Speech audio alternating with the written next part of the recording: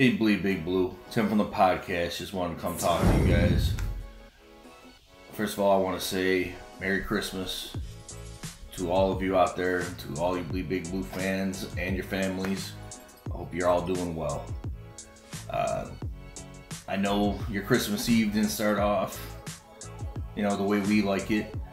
Seeing a 23-0 shutout to Arizona, which is not a good team and has a backup quarterback playing, is not really the way you wanted to start it off this holiday season.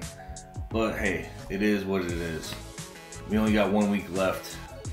We can deal with it because we're going to have some wholesale changes hopefully coming in the next few weeks. But we try to stay professional, try to stay consistent here on Bleedbigblue as much as possible. Even though it's the holiday season, we're still going to do this. I'm going to give you my list of glory and my list of shame. As usual, I try to start off positive as much as possible. I'm going to start off with a list of glory. Now, it's really hard to find positive plays or players when you get shut out 23-0 to an Arizona team that's really not that good. But I did my best, and you know what? A lot of this is almost an overall thank you to guys that I'm noticing that you're still giving effort, and I appreciate that, especially when some of you out there are not giving effort and you know who you are.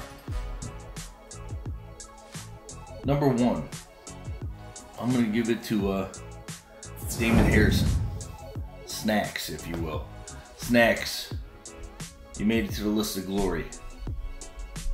This is why you made it to the list of glory. You have been consistent. You stuff the run nonstop. You earn your money. Every cent of it you've earned with us, and I love that you're a Giant.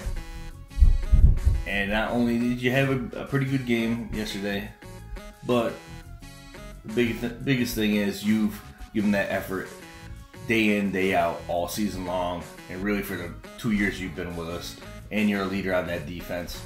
I appreciate you. You're one of my favorite Giants without a doubt. So props to you, Snacks. Welcome to the list of glory. Number 2 on my list. Guys giving an effort. Granted, we probably overpaid for him in the offseason. But hey, he's always there. He's giving his effort. He doesn't play bad. He doesn't play great though. Our leading receiver this past week, Rhett Ellison. Yes, with all those injuries to Evan Ingram, to Sterling Shepard, Rhett Ellison was our leading receiver. And you know what? Good job, Rhett. I mean, you're just doing what you're told to do. I really think they could use you a lot better than they are. But they're not, obviously, and this coaching staff isn't the greatest in the world right now. But I want to say to you, thank you for the effort you have given this season.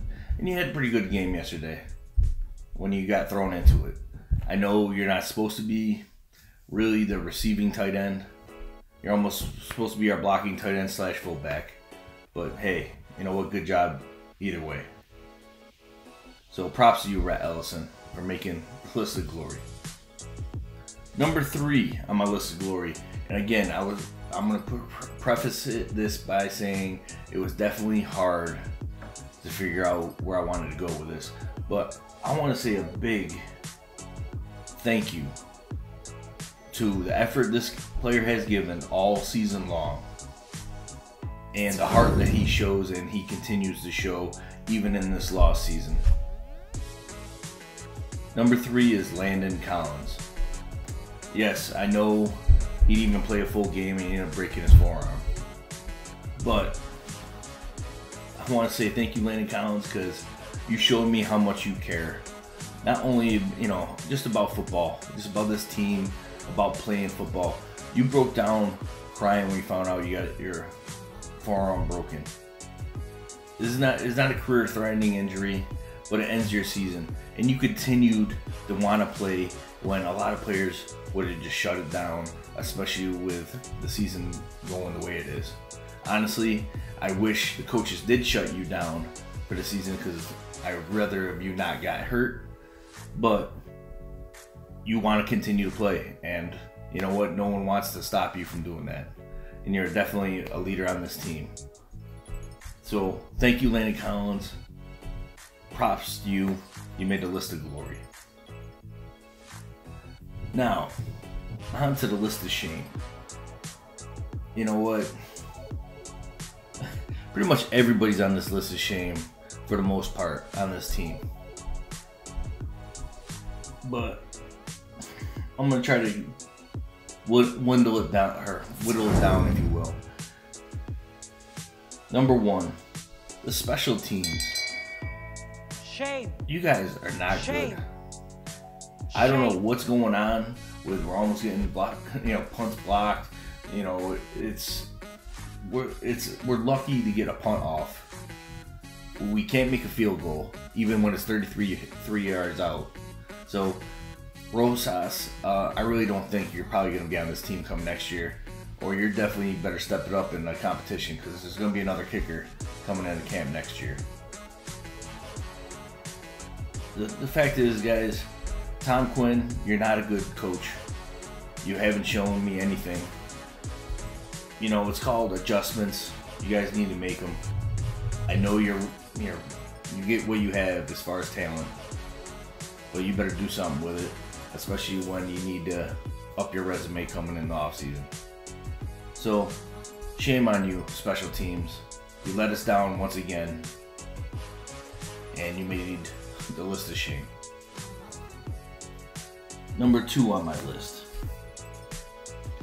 and I preface this by saying I'm a huge old school Giants fan. I've been a Giants fan forever, and if the time we have been Giants fans, what we love. We love defense. We love a running game. I haven't seen a running game on this team in years at this point. And that's who's on the list of shame right now. It's the running game. Yes, I'm considering the running backs in there. Shame. The offensive line, you're definitely Shame. in there. It's almost pointless Shame. to put the offensive line on the list of shame every week, because we all know you're on there.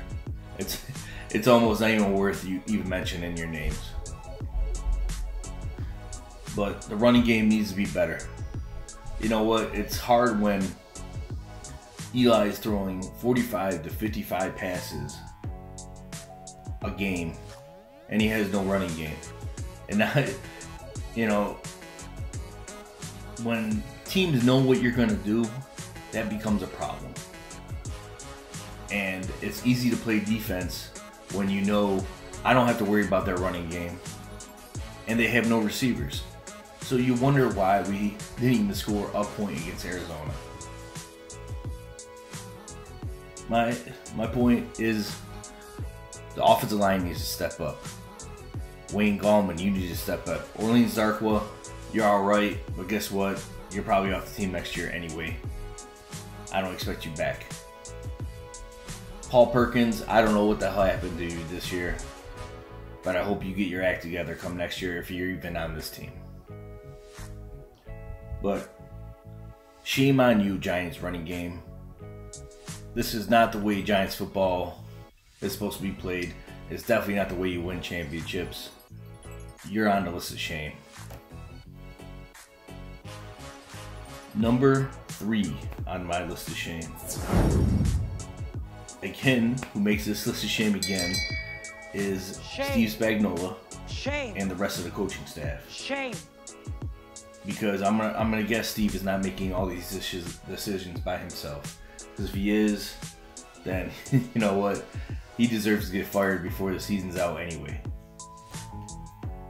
So please explain this to me, Spagnuolo.